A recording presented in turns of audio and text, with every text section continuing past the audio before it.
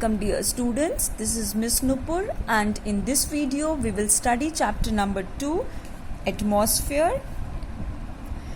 The properties and composition of the Earth's atmosphere are one of the main reasons for life to exist on the planet. So let's read and understand about the atmosphere of the Earth. Now the very first thing that we need to know is what is atmosphere.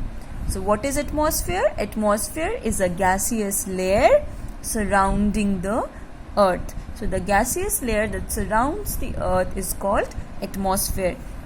And this layer extends up to about 1,000 kilometers from the surface of the Earth and is held by the Earth's gravitational pull. Gravitational means relating to movement towards a center of gravity.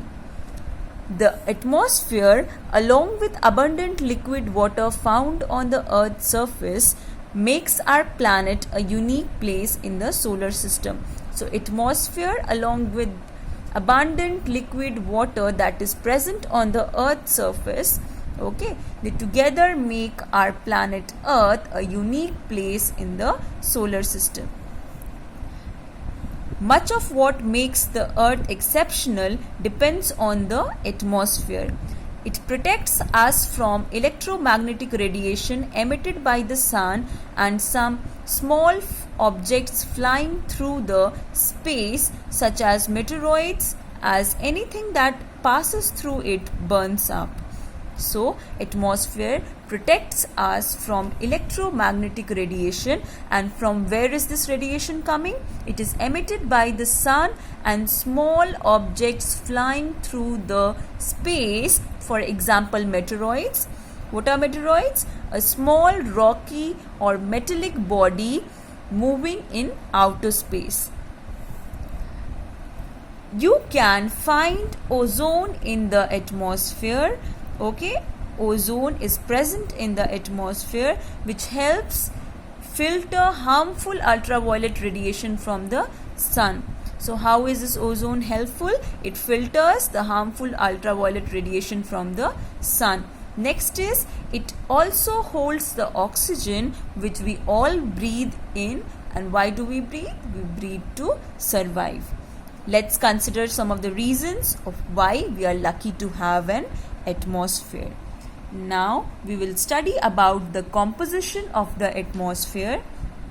So the atmosphere is made up of different gases, water vapor and dust particles. And the composition of the atmosphere is not static. It means it changes according to the time and place. So the composition of the atmosphere, it changes according to the time and place. And about 99% of the atmosphere is made up of nitrogen and oxygen. Other gases such as argon, carbon dioxide, hydrogen, neon, helium, etc. form the remaining part of the atmosphere. So 99% of the atmosphere is made up of nitrogen and number 2, oxygen. Now this is the pie chart that is given for the composition of the Earth's atmosphere. Here we can see nitrogen, it is 78.1%, oxygen is 20.0%, others 1%, that is carbon dioxide 0.03%, argon is 0.9%, hydrogen, helium, neon, etc. 0.04%. Now let's study each in detail. First one is nitrogen. From the pie chart given above, that is this pie chart, we learn that nitrogen is the most abundant gas in our atmosphere. Yes, nitrogen is the most abundant gas in the atmosphere. It is 78.1%. It is a colorless and odorless gas that is present in all living organisms and helps in the growth of the living organism. So nitrogen, it helps in the growth of living organism.